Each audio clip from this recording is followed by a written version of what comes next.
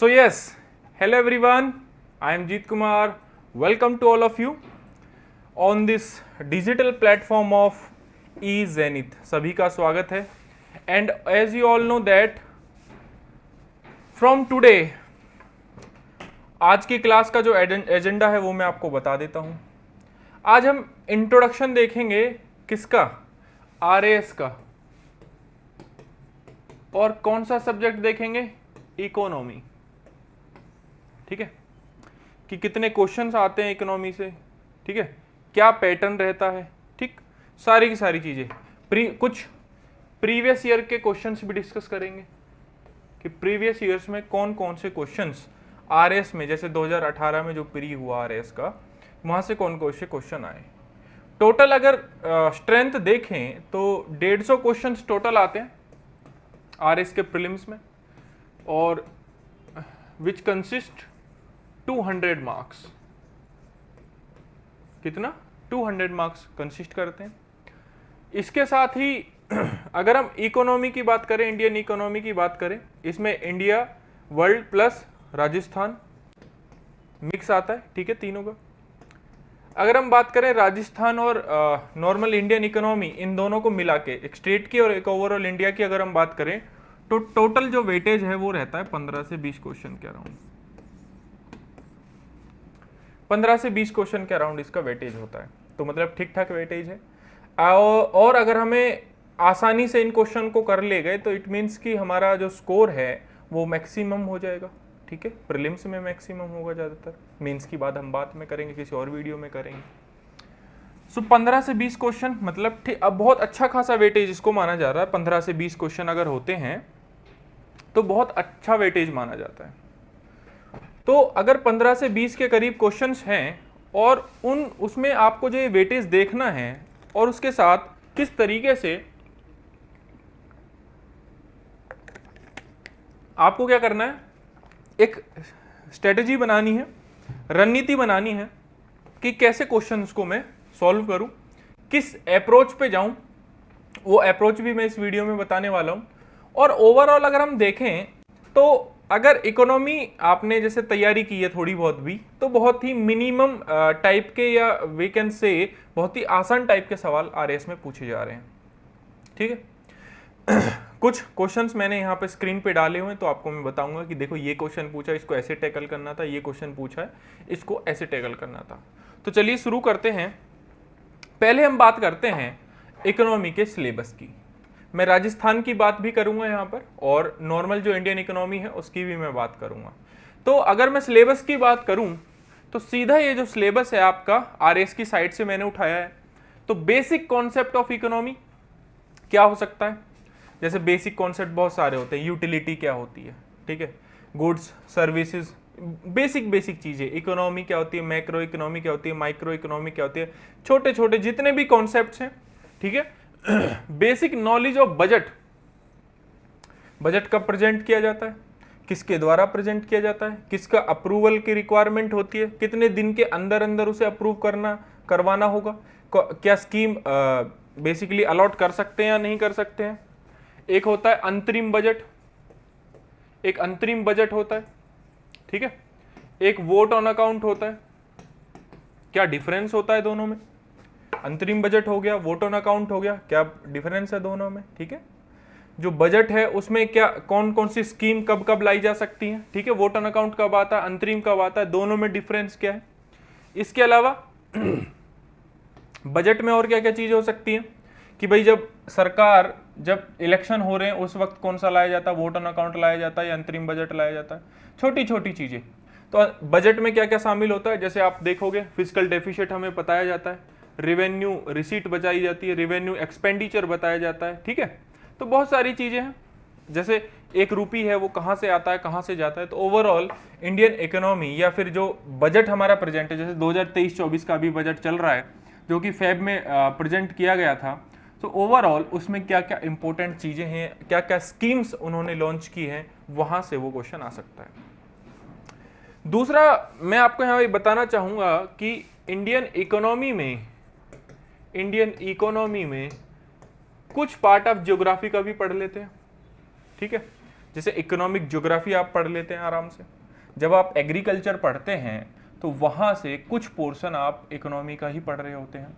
जब हम फसलों की बात करते हैं, क्रॉप्स की बात करते हैं, तो ज्योग्राफी में आप क्या पढ़ते हैं, टाइप्स ऑफ क्रॉप, और यहाँ पे आप क्या पढ़ते हैं, इकोनॉमी में एमएसपी।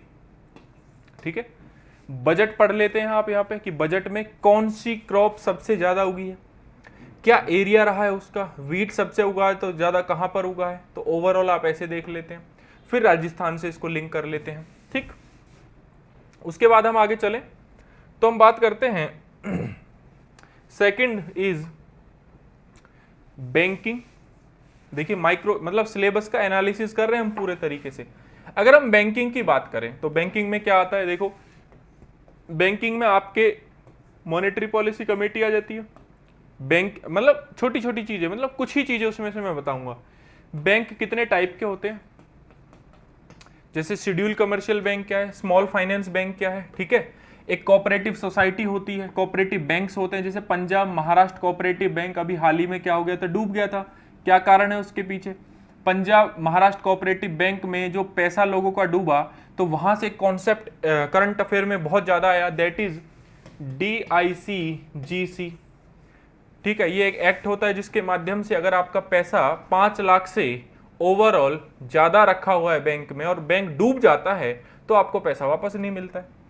ठीक है, 5 लाख तक की अमाउंट मिलता है। जैसे बैंक डूब गया और आपके 10 लाख रुपए थे, ये तो गवर्नमेंट ने अभी बजट में अमेंडमेंट कर, बजट में इंक्लूड करके 2 लाख से 1 लाख से या 2 लाख से उसको 5 लाख कर दिया, वरना पहले उतना भी नहीं था। तो 10 लाख रुपए हैं, तो इसलिए आपके अकाउंट में अगर 10 लाख रुपए हैं और कोई बैंक डूबा, मान लीजिए पंजाब महाराष्ट्र बैंक डूबा था, तो एक व्यक्ति को उसमें 90 लाख रुपए थे, वापस कितने मिलेंगे उसे, 5 लाख ही मिलेंगे। इसकी वजह से उसको हार्ट अटैक आ गया। तो बहुत ज्यादा न्यूज में था, तो DICGC से क्वेश्चन बन सकता है। बैंकिंग में और क्या हो सकता है, बैंकिंग में जितने भी जैसे पेटीएम, UPI, इन सब का यूज आप करते हैं तो इसका भी बहुत अच्छे से इस्तेमाल हो सकता है। ठीक, तो यहां से क्वेश्चन बन सकते हैं। पब्लिक फाइनेंस, नेशनल इनकम, देखिए नेशनल इनकम से क्या क्या क्वेश्चन बन सकते हैं। नेशनल इनकम से आपका क्वेश्चन बन सकता है GDP से, GNP से, NNP से, NPI से, बहुत सारी चीजों से नेशनल इनकम से आपका क्वेश्चन बन सकता है। ठीक है, नेशनल इनकम में वर्ल्ड का कंपेयर करके इंडिया का पूछा जा सकता है। इंडिया में सबसे हाईएस्ट किसकी है नेशनल बेसिकली इनकम है, कौन सा स्टेट सबसे ज्यादा रिच है, राजस्थान किस नंबर पे आता है, तो वहां पे कंपैरिजन करके हम चीजों को देख सकते हैं। ग्रोथ एंड डेवलपमेंट की चीजें आ सकती हैं। ठीक, accounting concept tool uses in administration. Stock exchange, share market के क्वेश्चन आ सकते हैं, जैसे नेशनल स्टॉक एक्सचेंज है हमारे यहाँ, SEBI के बारे में पूछा जा सकता है। Security exchange board of India, ठीक है, 1992 में सेटअप हुआ। कैसा बॉडी है, स्टैट्यूटरी बॉडी है। ठीक है, संवैधानिक जो है वैधानिक निकाय है। अब आपसे पूछा जा सकता है कि what is the difference between constitution body and the statutory body. ये आपको खैर पॉलिटी में पढ़ाया जाएगा, लेकिन आपको पता होना चाहिए कि जब भी कोई बॉडी किसी एक्ट के माध्यम से बनती है, that is the statutory body. Statutory body क्या होती है, जब भी कोई आपकी जो स्टैट्यूटरी बॉडी होती है, वैधानिक जो निकाय होता है, किसी एक्ट के माध्यम से बनता है, और जो बॉडी कॉन्स्टिट्यूशन में मेंशन हो वो आपकी कहाँ पर आती है, आपकी कॉन्स्टिट्यूशन में शामिल होती है, तो उसको कहते हैं कॉन्स्टिट्यूशन बॉडी। ठीक है, इसके अलावा नेशनल स्टॉक एक्सचेंज वगैरह के बारे में पूछा जा सकता है। और जापान के स्टॉक एक्सचेंज, लंदन के जो स्टॉक एक्सचेंज है, एक बड़ा फेमस हुआ भारत बॉन्ड, भारत बॉन्ड 22 बड़ा फेमस हुआ। ठीक है, तो ऐसे डिफरेंट बॉन्ड्स के बारे में, बॉन्ड में क्या फर्क है, डिबेंचर में क्या फर्क है, बॉन्ड क्या होता है, डिबेंचर क्या होता है, बॉन्ड वर्सेस डिबेंचर, छोटी छोटी चीजें क्या क्या पूछ सकते हैं। बॉन्ड पूछ लिया, डिबेंचर पूछ लिया, शेयर पूछ लिया, शेयर में भी प्रेफरेंशियल शेयर क्या होते हैं, ठीक है, वोटिंग राइट क्या होता है, गोल्डन शेयर आजकल बड़ा न्यूज में है, गोल्डन शेयर क्या होता है। छोटी से छोटी चीज पर क्वेश्चन बन सकता है, लेकिन आपको इन चीजों पर सबका एक बार नजर रखनी है आपको, है ना, तभी जाके आपका ओवरऑल चीजें आपको देखने को मिलेंगी। ठीक है, शेयर मार्केट में भाई हेडक्वार्टर कहाँ है, ये सारी की सारी चीजें 1 by 1 उसमें से क्वेश्चन बन सकते हैं। अच्छा, जो भी क्वेश्चन बनेगा बड़ा फैक्चुअल क्वेश्चन बनेगा। जब भी क्वेश्चन बनेगा तो कैसा बनेगा, फैक्चुअल क्वेश्चन बनेगा। प्रीलिम्स में तो फैक्चुअल ही बनता ज़्यादातर, चाहे आप इकोनॉमी देख लीजिए, पॉलिटी उठा के देख लीजिए, बहुत सारे फैक्चुअल क्वेश्चन हैं, ज़्यादातर फैक्चुअल क्वेश्चन बन रहे हैं। यूपीएससी थोड़ी है, स्टेट का एग्जाम है, तो फैक्चुअल क्वेश्चन ज़्यादा पूछे जाते हैं, ठीक है, और आसान पूछे जाते हैं। मैं आपको इसका एक झलक भी अभी दिखाऊंगा। फिर आपको फिस्कल राजकोषीय नीति और मॉनेटरी पॉलिसी के बारे में पूछा जाता है। देखिए, जो राजकोषीय नीति होती है, फिस्कल पॉलिसी अब डिफरेंट हो सकती है। जैसे एक फिस्कल पॉलिसी का पार्ट था FRBM एक्ट 2003, FRBM एक्ट, ठीक है, फिस्कल रिस्पॉन्सिबिलिटी करके एक एक्ट आया था, बेसिकली आपका बजट मैनेजमेंट एक्ट करके आया था एक, ठीक है, जिसमें ओवरऑल फिस्कल डेफिशिएट घटाना था गवर्नमेंट को, रिवेन्यू डेफिशिएट घटाना था गवर्नमेंट को। अब ये वर्ड क्या होते हैं, फिस्कल डेफिशिएट, रिवेन्यू डेफिशिएट, इन दोनों में फर्क क्या है, ठीक है, ये हम सीखेंगे सारी की सारी चीजें लेक्चर में, वन बाय वन, एक एक चीज इंपॉर्टेंट है। 15 से 20 क्वेश्चन कहीं यूं ही नहीं बन जाते, वहां से आपको ओवरऑल कॉन्सेप्ट पता होना चाहिए। और इकोनॉमी की सबसे अच्छी खास बात पता क्या है, इकोनॉमी की सबसे अच्छी खास बात है कि अगर आपको एक बार कॉन्सेप्ट पता लग गया ना, तो फिर कोई दिक्कत की बात नहीं है, तो फिर समस्या की बात नहीं है, आप क्वेश्चन सॉल्व कर ले जाएंगे। जैसे यहां जिक्र हुआ मॉनेटरी पॉलिसी का, ठीक है, तो सिंपल सी बात है कि क्वेश्चन बनेगा मॉनेटरी पॉलिसी कमेटी से बनेगा। इस मॉनेटरी पॉलिसी कमेटी में कितने मेंबर्स हैं उससे बनेगा, ठीक है, कि इस मॉनेटरी पॉलिसी कमेटी में कितने मेंबर्स हैं, वहां से क्वेश्चन बनेगा। टोटल जैसे 6 मेंबर हैं, आपको ये पता होना चाहिए, 3 गवर्नमेंट ऑफ इंडिया से हैं और 3 आपके कहां से, RBI से हैं, आपको पता होना चाहिए। मॉनेटरी पॉलिसी कमेटी कैसे बनी, तो इसकी एक अलग ही कहानी है कि monetary policy committee framework agreement किस किस के बीच हुआ था, government of India versus RBI, इनके बीच हुआ था, ये आपको पता होना चाहिए। इसमें इन्होंने क्या करा था, टारगेट दिया था, किसको टारगेट दिया था, RBI को। किसने दिया था, गवर्नमेंट ऑफ इंडिया ने दिया था। क्या टारगेट दिया था कि इन्फ्लेशन को 4 ± 2 रखना है।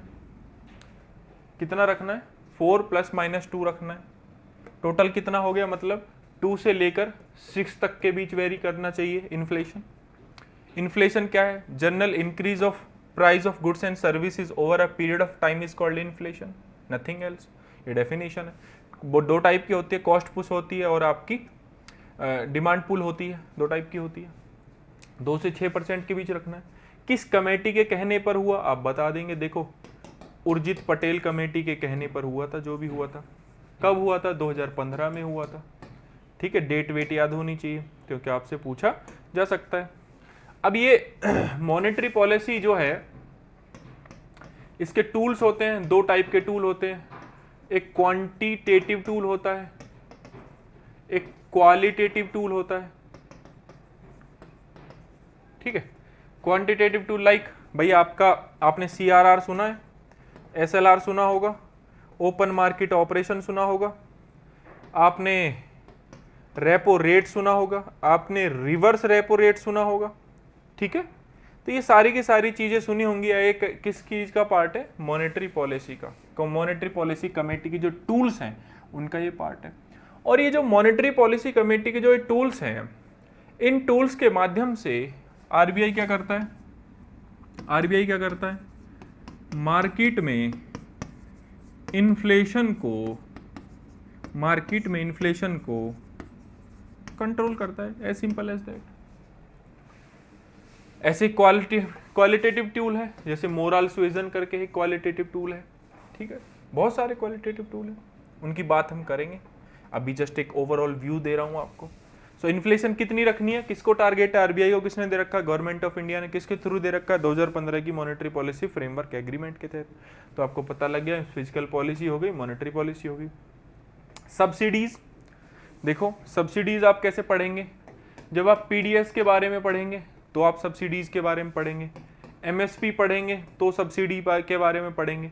PDS सिस्टम में क्या होता है, आई होप अगर आप ज़्यादातर लोग ग्रामीण पृष्ठभूमि से, तो आपको पता होगा कि जो बीपीएल फैमिली होती है उसको जैसे 35 kg अनाज दिया जाता है, ठीक है, कुछ ऑयल दिया जाता है, चीनी भी दी जाती है, अलग अलग प्राइस पे दिए जाते हैं, है ना, कोई 2 रुपए किलो होता है, कोई 1 रुपए किलो होता है, राइस भी मिलता है। तो ये सारी चीज़ें हम पढ़ेंगे। जब हम इसमें एमएसपी पढ़ेंगे तो हम देखेंगे एक C2+AL अप्रोच होती है, ठीक है, फॉर्मूला होता है A2 = C2+AL, ठीक, ये अप्रोच होती है, ठीक है। तो ये वाली अप्रोच जो होती है एमएसपी में, तो क्या होती है सारी की सारी चीजें, वहां पर ये सब भी देखेंगे हम, क्योंकि ये इंपॉर्टेंट हो जाता है देखना, ठीक।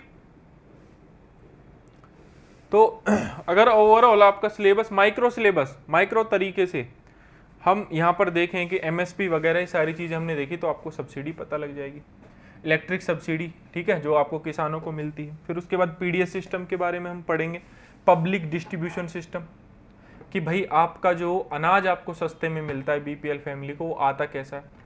प्रिक्योरमेंट स्कीम्स क्या है गवर्नमेंट की, ठीक, पीडीपीएस के नाम से स्कीम है, ठीक है। प्रिक्योरमेंट के लिए क्या क्या शर्तें हैं गवर्नमेंट की, है ना, ओपन प्रिक्योरमेंट पॉलिसी है, वो क्या होती है, ठीक। ई कॉमर्स के बारे में, आईटी इंडस्ट्री के बारे में सारी की सारी चीज़ हम देखेंगे कि क्या है क्या नहीं है, क्या प्रोसेस है। उसके अलावा इन्फ्लेशन के बारे में देखेंगे। मैंने जस्ट अभी बताया था कि what is inflation. Inflation is just a general increase of price, rise in price over in a goods and services over a period of time is just called inflation, ठीक है। कॉस्ट पुश होती है, demand पुल होती है, इसके effect क्या होते हैं, पॉजिटिव और नेगेटिव इफेक्ट क्या होते हैं। इसी इन्फ्लेशन से क्या हो जाता है, यहाँ से कॉन्सेप्ट रुपी का डिवैल्यूएशन और रुपी का एवेल्यूएशन, ठीक है। डेप्रिशिएशन एप्रिशिएशन जरूर सुना होगा, वहां से कनेक्ट करके हम पढ़ सकते हैं। इन्फ्लेशन बहुत आसान टॉपिक है। मेजर कैसे होती है inflation, again monetary policy committee target रखती है कितना, 2 से 6% के बीच, पता होगा आपको, ठीक है। कॉन्सेप्ट क्या है, इम्पैक्ट क्या है, कंट्रोल मैकेनिज्म क्या है, अगेन कंट्रोल मैकेनिज्म किससे जुड़ते हैं, मॉनेटरी पॉलिसी से जुड़ते हैं। तो कनेक्ट करके पढ़ेंगे तो सब चीज आसान लगेगी, ठीक। और ये सोच के बैठ गए कि हमें सब आता है, तो भैया फिर तो कहानी अलग ही है, फिर तो कोई दिक्कत की बात ही नहीं है। फिर हम देखेंगे 5 ईयर प्लान्स की बात करेंगे। तो टोटल कितने प्लान है ये तो हमें पता ही होगा, टोटल 12 प्लान थे। हर प्लान का क्या टारगेट था, पहले एग्रीकल्चर था, सेकंड में मान लीजिए इंडस्ट्री सेटअप करनी थी, इंदिरा गांधी का टाइम कितना रहा, ब्रेक कितना रहा, टोटल कितने साल ब्रेक रहा, जैसे टोटल 7 ईयर्स ब्रेक रहा पाकिस्तान के युद्ध की वजह से, चीन के साथ युद्ध की वजह से, ठीक है, 62 में जो ब्रेक हुआ। तो ये सारे के सारे हमें ब्रेक्स याद रखने पड़ेंगे। कौन सा सबसे सक्सेसफुल 5 ईयर प्लान रहा, किस 5 ईयर प्लान के टाइम, किस 5 ईयर प्लान के टाइम कौन से प्राइम मिनिस्टर थे, किस 5 ईयर प्लान के टाइम कौन से प्राइम मिनिस्टर थे, ये हमें पता होना चाहिए। टारगेट हमें पता होना चाहिए, सक्सेस रहा या फेलियर रहा ये हमें पता रहना चाहिए, ठीक है। ये सारी की सारी चीजें पता रहेंगी तो अच्छा रहेगा हमारे लिए, एग्जाम में हमें तकलीफ कम होगी, ठीक है। ऑब्जेक्टिव होना चाहिए, स्ट्रेटेजिक होनी चाहिए, अचीवमेंट, साफ साफ आपका सिलेबस डिफाइन किया हुआ है। आरएस का जो सिलेबस है, जो बोर्ड है, उसने साफ साफ आपको सिलेबस का एनालिसिस करके दिया हुआ है कि इसका ऑब्जेक्टिव क्या, स्ट्रेटेजीज क्या थी और अचीवमेंट क्या है, ये पता होना चाहिए, ठीक।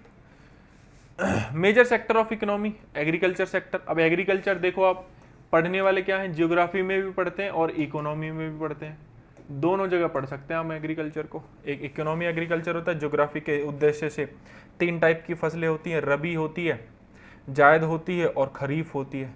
उसी में से अगर उसका इकोनॉमी वैल्यू निकाला जाए कि एमएसपी किसका ज़्यादा है, तो वो इकोनॉमी ज्योग्राफी एग्रीकल्चर ज्योग्राफी हो जाता है। तो आप इकोनॉमी में पढ़ सकते हैं, ज्योग्राफी में पढ़ सकते हैं। इंडस्ट्री की हम बात करेंगे, 3 टाइप की इंडस्ट्री होती है हमारे पास, जैसे primary sector, secondary sector and tertiary sector. Primary sector की अगर हम बात करें तो हमारे पास है एग्रीकल्चर, सेकेंडरी सेक्टर की अगर हम बात करें तो हमारे पास है मैन्युफैक्चरिंग, एंड थर्ड की अगर हम बात करें तो हमारे पास है सर्विस सेक्टर। 3 सेक्टर है ओवरऑल। इन 3 सेक्टर के बारे में देखेंगे कौन कौन सा मॉडल है। जैसे बिल्ड ऑपरेट ट्रांसफर मॉडल अपनाया गया है सड़कों को बनाने के लिए, किसी भी बिल्डिंग को सरकारी प्रोजेक्ट को करने के लिए बीओटी बनाया गया है। ठीक है, तो ये मैन्युफैक्चरिंग में आता है। इनमें से सबसे अच्छा सेक्टर काम कौन सा कर रहा है? सर्विस सेक्टर कर रहा है, क्योंकि ये रोजगार कम दे रहा है, लेकिन जीडीपी में सबसे ज्यादा सहयोग किसका? इसका है। ये रोजगार सबसे ज्यादा देता है, आज भी जीडीपी में सहयोग इसका बहुत कम है, तो पता होना चाहिए ओवरऑल कितना इसका सहयोग है या नहीं है। ठीक, उसके अलावा देखेंगे service trade current status, issues and initiative, क्या क्या इश्यूज हैं और क्या क्या इनिशिएटिव्स हमने लिए हैं किसी सेक्टर को सुधारने के लिए। ठीक है, एक स्कीम गवर्नमेंट ने चलाई, दैट इज आपका एक मैन्युफैक्चरिंग से रिलेटेड स्कीम गवर्नमेंट ने चलाई है। कौन कौन सी है?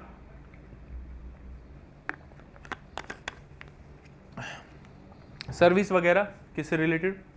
हमारी मेजर इकोनॉमिक प्रॉब्लम्स क्या क्या है, गवर्नमेंट के उस पर इनिशिएटिव क्या क्या है। ठीक है, प्रॉब्लम कुछ भी हो सकती है, एग्रीकल्चर सेक्टर में हो सकती है, प्राइमरी सेकेंडरी टर्सरी सेक्टर में से किसी में भी हो सकती है, इम्प्लीमेंटेशन से रिलेटेड प्रॉब्लम हो सकती है, और उसमें गवर्नमेंट के इनिशिएटिव्स क्या क्या है। ठीक, इकोनॉमिक रिफॉर्म आपने सुना होगा 1991 एलपीजी।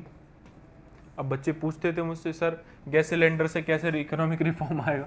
तो एलपीजी का मतलब लिबरलाइजेशन, प्राइवेटाइजेशन, ग्लोबलाइजेशन है। ठीक है, तो ये एलपीजी की वजह से कैसे रिफॉर्म हुआ, क्या हुआ 1991 में ही, क्यों हुआ? क्यों? क्योंकि हमारे यहाँ पर क्या था, बैलेंस ऑफ पेमेंट का क्राइसिस था। बैलेंस ऑफ पेमेंट के क्राइसिस की वजह से क्या हुआ, ओवरऑल 1991 में हमारे यहाँ एलपीजी रिफॉर्म हुआ। एलपीजी रिफॉर्म के टाइम पे प्राइम मिनिस्टर कौन थे? छोटी से छोटी चीज, क्योंकि क्वेश्चन जो बनेगा वो बड़ा फैक्चुअल बनेगा, आपको उस पर याद रखना है चीजों को। फिर एक होता है ह्यूमन डेवलपमेंट इंडेक्स। ठीक है, एक होता है ह्यूमन कैपिटल इंडेक्स, एक होता है ह्यूमन डेवलपमेंट इंडेक्स। ठीक है, ह्यूमन डेवलपमेंट इंडेक्स को निकालता है यूएनडीपी और ह्यूमन कैपिटल इंडेक्स को निकालता है वर्ल्ड बैंक। ठीक, अब इसमें क्या है, ह्यूमन डेवलपमेंट इंडेक्स के इंडिकेटर्स कौन कौन से हैं ये पता होना चाहिए। इंडिया किस पोजीशन पर स्टैंड करता है जिस साल आप पेपर दे रहे उस साल, या उस साल वो रिलीज नहीं हुआ था उससे पहले साल। जैसे आई थिंक 131 पे हैं, 129 या 131 पे हैं। फिर उसके बाद इसके जीवन प्रत्याशा, एजुकेशन क्या है, जीवन प्रत्याशा क्या है ना, लिविंग स्टैंडर्ड कैसा है। तो इसमें तीन जो बेसिकली पैरामीटर्स हैं वो हमें याद होनी चाहिए, क्वेश्चन पूछा जा सकता है। पॉवर्टी मतलब गरीबी जो रेखा है, जैसे बीपीएल फैमिली है तो उसके कुछ क्राइटेरिया बना रखे हैं गवर्नमेंट ने, कौन गरीबी के नीचे आएगा, कौन गरीबी से ऊपर आएगा। अनएम्प्लॉयमेंट क्या होती है, कितने टाइप की होती है, किस टाइप के, जैसे हिंदी में आपने सुना होगा प्रछन्न बेरोजगार। प्रछन्न बेरोजगारी किस टाइप की, मतलब बेरोजगारी भी कई टाइप की होती है। कुछ लोग करना चाहते हैं, जैसे आप डीलर का अगर काम करते हैं तो प्रॉपर्टी का काम कुछ टाइम आता है, कुछ टाइम खत्म हो जाता है, तो क्या है, किसी टाइप की बेरोजगारी है ना। तो बेरोजगारी का भी एक स्टेटस बना रखा है गवर्नमेंट ने कि कब कौन बेरोजगार है, कौन नहीं है, कौन रोजगार की कैटेगरी में आएगा, कौन नहीं आएगा। इसमें इंपॉर्टेंट हो जाती है पीएलएफएस की रिपोर्ट। ठीक है, कॉज, सारी की सारी चीजें, और कौन कौन सी स्कीम्स चला रखी हैं। Social justice and empowerment, provision for weaker section, जैसे मेरे पास इसके बहुत सारे उदाहरण हैं। सबसे पहला हम दे सकते हैं जन धन अकाउंट, प्रधानमंत्री कौशल विकास योजना, प्रधानमंत्री, इसके अलावा जन धन अकाउंट हो गया, प्रधानमंत्री जन धन अकाउंट हो गया, कौशल विकास योजना हो गया, उज्ज्वला स्कीम होगी, उजाला स्कीम हो गई। ये सब क्या, वीकर सेक्शन के लिए जितनी भी स्कीम्स हैं, जितनी भी स्कीम्स हैं वो सारी की सारी स्कीम्स इसमें। उजाला स्कीम और उज्ज्वला स्कीम में क्या डिफरेंस है, एलपीजी प्रोवाइड कराती है और एक क्या करती है आपकी जो बेसिकली रूरल एरिया में क्या करती है, ग्रामीण क्षेत्रों में इलेक्ट्रिफिकेशन का काम करती है। कुसुम योजना है। ठीक है, ये क्या है, कुसुम योजना, सोलर पैनल लगाना बेसिकली कहाँ पर, फील्ड्स में, खेतों में। तो ये क्या है, ओवरऑल आपके डिफरेंट सेगमेंट्स हैं जो कि आपको करने हैं, और ये स्कीम्स आपको हमेशा याद रखनी है ना। इसके अलावा जैसे अभी हाल ही में क्या हुआ है कि जिनकी 15,000 से आय कम है तो उनके लिए अलग अलग स्कीम है, पेंशन स्कीम बहुत सारी है, नेशनल पेंशन स्कीम है, अटल पेंशन स्कीम है, तो बहुत सारी चीज़ें उसमें आपको देखनी पड़ेंगी। तो कोई भी वीकर सेक्शन के लिए काम हुआ है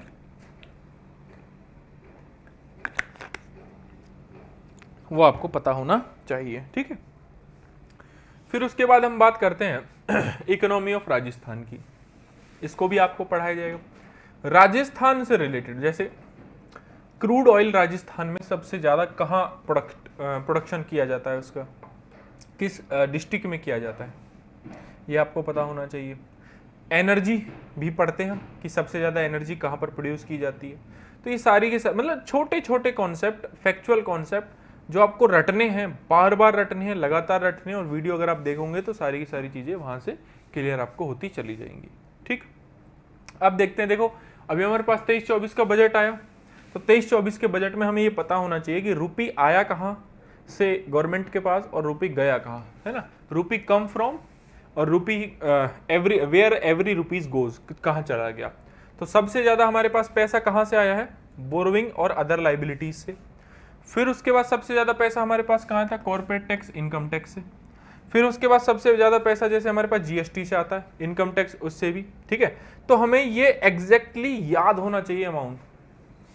आपसे कैसा क्वेश्चन पूछेगा कि इनमें से भारत सरकार को सबसे ज़्यादा जो पैसा रुपया है वो कहाँ से मिलता है, पूछ सकता है, आराम से पूछ सकता है, बिल्कुल पूछ सकता है। आपको क्या बताएंगे कि देखो सबसे ज़्यादा बोरोइंग से आता है, फिर उसके बाद आपको बताना होगा तो फिर जीएसटी से आता है, फिर कॉर्पोरेट से आता है, इनकम टैक्स से आता है, ठीक है।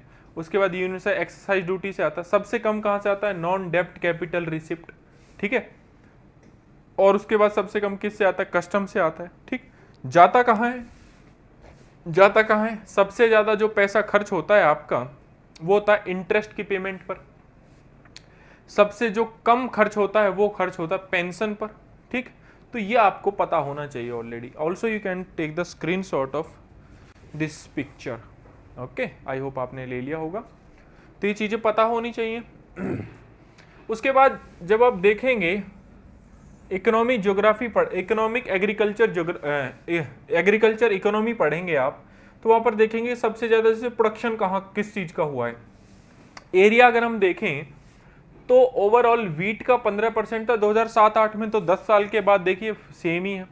न्यूट्री सीरियल्स का जो एरिया है वो कम हो गया है, मतलब जो पोषक तत्व जो हम उगाते हैं, ठीक है, पोषण जो चीज़ें उगाते हैं, जैसे हमने बाजरा उगा लिया है ना, ये सारी चीज़ें। पल्सीज का एरिया बढ़ गया है, तो आपको एक कंपैरिजन करना पड़ेगा कि पिछले 5-10 साल में कितना हेर फेर हुआ है सारी चीज़ों का। यहाँ से क्वेश्चन बनेगा, एक टाइप बेस, एक जस्ट आपको एक आइडिया दे रहा हूँ।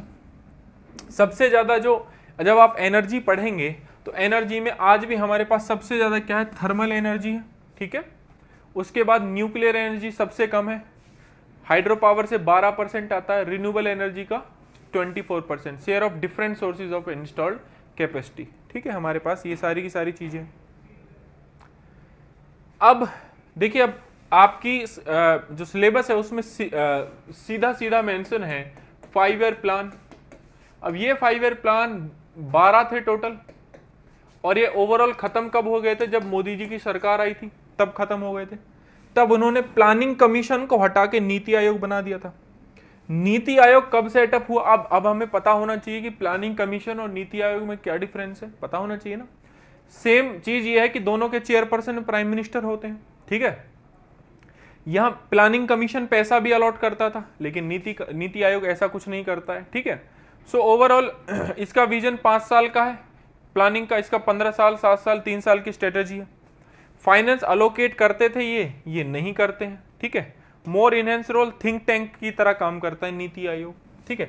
और नीति आयोग ना तो एक स्टैट्यूटरी बॉडी है, ना तो वैधानिक निकाय है, और ना ही आपका संवैधानिक निकाय है। ये बात आपको याद रखनी है, फंसा सकता है आपको क्वेश्चन में, ठीक है। पॉलिटी वाले सर आपको जरूर सिखाएंगे जब बताएंगे, ठीक है। ओवरऑल अगर हम देखें, फिर उसके बाद हमें ओवरऑल जब हम वर्ल्ड इकोनॉमी के बारे में पढ़ रहे होंगे तो आपको पता होना चाहिए कॉन्सेप्ट एफडीआई का और एफपीआई का, foreign portfolio investment and foreign direct investment.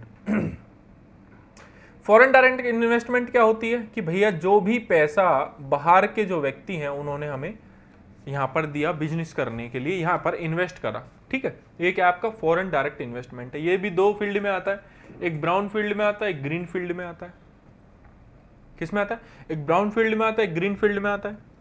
FDI जो है अगर 5,000 करोड़ से ज्यादा का है तो उस पर निर्णय कौन लेता है? CCEA, cabinet committee on economic affair, इस पे निर्णय लेती है, ठीक है। Which is chaired by, also chaired by the prime minister. Okay, so इसमें transfer of capital, technology, management skill, इसमें transfer only capital. Foreign portfolio investment, अगर कहीं आप किसी बिजनेस में 10% से कम आप इन्वेस्टमेंट कर रहे हैं पैसे का, तो वो एफपीआई में आएगा। 10 से ज्यादा कर रहे हैं तो एफडीआई में आएगा, डिपेंड करता है, ठीक है। तो ये है कुछ प्रीवियस ईयर के क्वेश्चन। जैसे 2018 का एक पेपर है प्रीलिम्स का, आरएएस का, है ना। क्वेश्चन क्या पूछा है कि राजस्थान के किस डिस्ट्रिक्ट में सबसे ज्यादा आपका प्रोडक्शन होता है ऑयल का, क्रूड ऑयल का। तो ये आपको 4 ऑप्शन दिए हुए हैं, तो आपको पता होना चाहिए। राजस्थान स्पेसिफिक क्वेश्चन हो गया, ठीक। उस वक्त की बात कर रहा हूं, अब बदल गया होगा। अब दोबारा आपको जब आप पेपर देंगे इस 2023 में, तो आपको पता होना चाहिए कि 2023 में सबसे ज्यादा प्रोडक्शन किसका। पिछले क्वेश्चन की तर्ज पर भी कुछ क्वेश्चन बन जाते हैं, इसलिए उनको देख के जाना चाहिए। इसलिए हमेशा कोई भी टीचर आप देखेंगे वो कहेगा कि एक बार प्रीवियस ईयर के क्वेश्चंस को जरूर सॉल्व करना अच्छे से, क्योंकि उनके तर्ज पे भी क्वेश्चन बनते हैं, है ना। चांद से थोड़ी क्वेश्चन लेके आएगा, वो बनाएगा, लेकिन बनाएगा तो एक पैटर्न रहता है हर एग्जाम का, ठीक है। Which of the following fix 4% inflation target in India, tolerance level ±2% for the period of 2016 to the 2021। तो मैंने कहा किसने करा था, विच ऑफ द फिक्स मतलब किसने करा था, ओवरऑल गवर्नमेंट ऑफ इंडिया ने टारगेट दे रखा आरबीआई को। तो ये कहाँ बताया था मैंने अभी जस्ट, इसमें इन्फ्लेशन के केस में मैंने इसको बताया था, ठीक। फॉरेन डायरेक्ट इन्वेस्टमेंट सबसे ज्यादा हमारे पास 2016-17 में कहां से आई, तो 2022-23 का पूछ सकता है, ठीक। तो ज्यादातर हमारे पास सिंगापुर, मॉरिशस और सिंगापुर इनसे आती है, ठीक है। सिंगापुर, मॉरिशस हमेशा इसमें कंपटीशन में रहते हैं। तो जब भी आप एग्जाम दें तो आपको देखना है कि सिंगापुर नंबर 1 पे है, मॉरिशस होगा मे बी, है ना।